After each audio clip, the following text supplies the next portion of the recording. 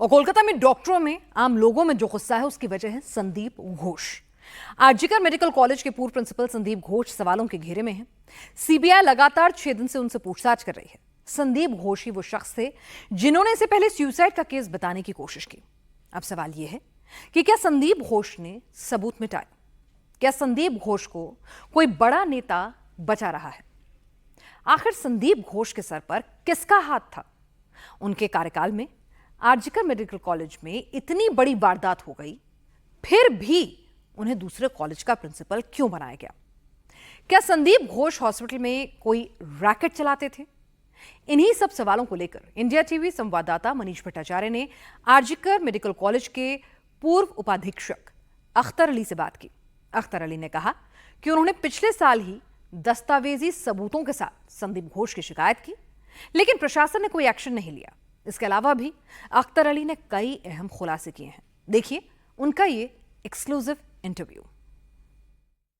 आपने जो आरोप लगाए हैं उसके मुताबिक ये है कि एक बहुत बड़ा नेक्सस चला रहे थे संदीप घोष। किस तरीके का ये नेक्सस था, पूरा डिटेल में? ये आरोप कोई नया नहीं है। ये काफी पहले मैंने 2023 साल मार्च में सबसे पहले उनको एक्सपोज किया था। बायोमेडिकल वेस्ट का जो सेलिंग होता था, इलीगल ट्रैफिकिंग होता था उसको। फिर उसके बाद इसके अलावा बहुत सारे फिनेंशियल इरेगुलेटरीज थी। एक के बाद एक सारे मैंने डॉक्यूमेंट के साथ विजिलेंस कमीशन को, एंटी करप्शन को दिए थे।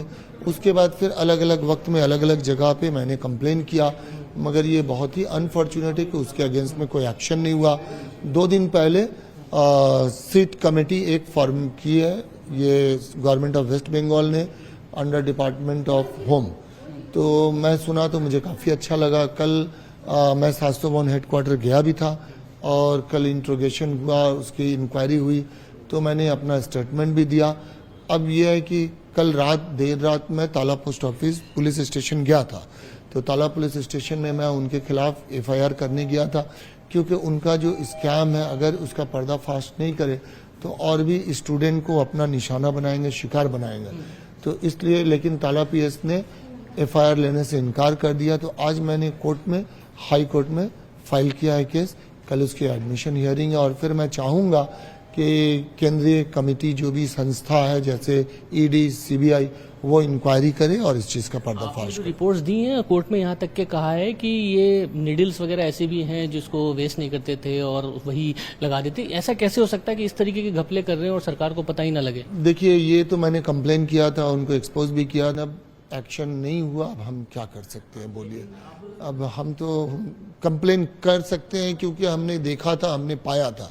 अब एक्शन लेना नहीं लेना ये तो अप्रोप्रिएट अथॉरिटी के हाथ में है ना। ये घटना क्यों ही, कहाँ लैप्सेस आप मानते हैं और क्या लगता है आपको इस घटना में संदीप घोष कितना भागीदार हो सकता है? ये तो सिक्योरिटी का एक लैप्सेस ही है और इसमें प्रशासन भी जिम्मेदार है, क्योंकि अगर एक बच्चा है, स्टूडेंट है, या कोई स्टूडेंट के अलावा एम्प्लॉई है, कर्मचारी, उसके साथ कुछ होता है ऑन ड्यूटी अवस्था में, तो इसकी पूरी जिम्मेदारी प्रशासन को जाता है। रहे हैं ये जो सेमिनार रूम की पूरी थ्योरी चल रही है, सेमिनार रूम कितना अंदर है, कंस्ट्रक्शन क्यों कराया है, ये कंस्ट्रक्शन क्यों कराना गया, ये आप बोलना मेरे लिए ठीक नहीं होगा। बट ये जो भी है, इतना जल्दी जल्दी कुछ करना ये अप्रोप्रिएट नहीं है।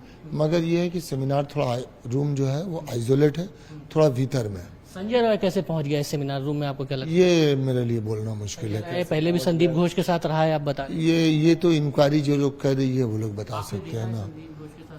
उस टाइम में, जिस टाइम में मैं वहाँ पोस्टेड था, उस टाइम में मैं संजय राय को संदीप घोष के साथ देखा था। आपको क्या लगता है इस पूरे मर्डर में संदीप घोष का रोल क्या है? नहीं, ये तो चूंकि सीबीआई अभी इंक्वायरी कर रही है, इसलिए मेरे लिए ये बोलना मुश्किल है। संदीप घोष के अलावा और भी लगता है कि इस थ्योरी में और कोई बड़े लोग हो सकते हैं ऐसे जो? ये भी मेरे बोलना मुश्किल है। मैंने संदीप घोष के अगेंस्ट में उसके करप्शन, उसकी मैल प्रैक्टिस, उसके इरेगुलरिटीज और उसके साथ जो और लोग जुड़े हैं, जो स्टूडेंट लोगों को अपना निशाना बनाते थे, टारगेट करते थे, इसलिए मैंने इसको खोलने के लिए, इसको एक्सपोज करने के लिए, ताकि कोई और मासूम स्टूडेंट जो है वो विक्टिम ना हो, इसलिए मैंने ये इनिशिएटिव आपने भी लिया। कहा कि ऑर्गन ट्रांसप्लांट होते थे। डेड बॉडी जो है, डेड बॉडी के बारे में तो ऐसा ये रिटन कंप्लेन है, ये रिकॉर्डेड है कि 5 बॉडी को उन्होंने वर्कशॉप के लिए दे दिया था।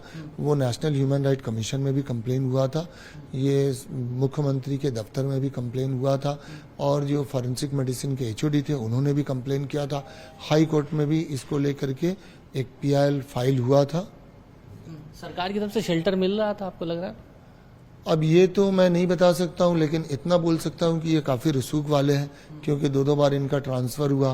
ट्रांसफ़र होने के बाद भी इनको कुछ नहीं हुआ, फिर से उनको प्रिंसिपल पोस्ट दे दिया गया। एक आखिरी सवाल, इस घटना में क्या आपकी किसी और डॉक्टर से आरजीकर में बात हुई है कि क्या उस दिन ऐसा हुआ होगा कि और भी लोग हो सकते हैं, या संदीप घोष की भूमिका? घटना में मेरी किसी से बात नहीं हुई है, और इस सिलसिले में कोई कुछ बात नहीं करना चाहते, क्योंकि हर कोई सहमा हुआ, हर कोई चाहता है कि इंसाफ हो।